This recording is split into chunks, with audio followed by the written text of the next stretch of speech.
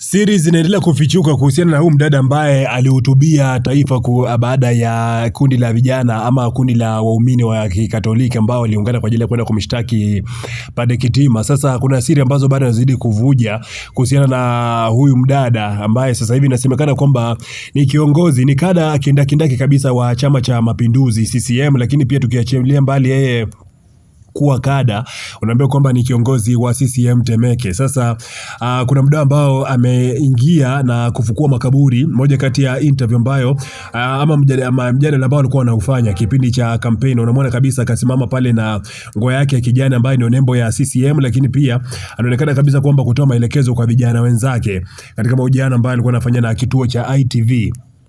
Kama unavyoona kwenye picha hizi ambazo ama vile kwenye video hizi ambazo hizi kakupa sauti kutokana na masuala ya copyright, lakini ni video ambayo alikuwa anauliza, wanajadili kuhusiana na masuala ya 4R ambayo imekuwa ni maarufu sana kwa CCM na uongozi wa Rais Samia Suluhu Hassan. Lakini sasa wengi walikuwa wanasema kwamba picha linaanza kwanza dada watu sio Mkatoliki. Inaonekana kabisa kwamba ni mtu wa kokodi, kama walivyokuwa wanasema baadhi ya wadau kusema kwamba hawa sio wa Katoliki kabisa, ni watu ambao waliwakodi tu waje wapoza ama wajifanya wao Katoliki kwa ajili ya kwenda tu kumshtaki Padre Kitima.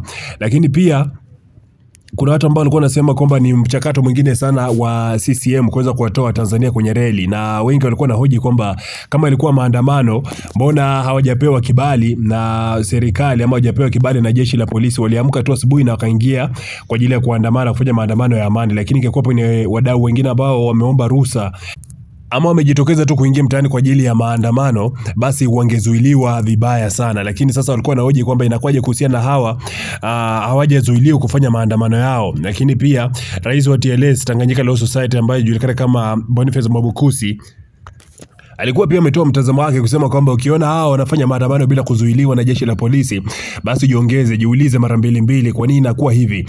Sasa hii inazidi kuaminisha baadhi ya Watanzania ama Watanzania wengi ambao walikuwa wanasema kwamba haya maandamano yatakuwa na kitu nyuma yake, yatakuwa sio maandamano tu kwa ajili ya Padre Kitima, lakini ujumbe fulani ambao labda serikali itakuwa inajaribu kutuma, ama pia kuna namna ambavyo wajaribu kumnyamazisha Padre Kitima asiwe mstari wa mbele kuikosoa serikali kama alivyokuwa amefanya mwanzoni. Moja kati ya speech ama hotuba ambayo mpaka sasa hivi bado inazungumziwa sana. Lakini naamini kwamba wewe pia utakuwa na maoni yako kuhusiana na hili ambalo linafanyika na sakata nzima ya maandamano ya vijana ambao takriban 120 ambao waliandamana pale Vatican, kwenye ubalozi wa Vatican kuweza kumshtaki Padre Kitima. Lakini pia baadhi ya wadau ambao wanasema kwamba serikali lazima itakuwa inahusika kwa namna moja ama nyingine. Nipe maoni yako pale chini kwenye uwanja wa comment.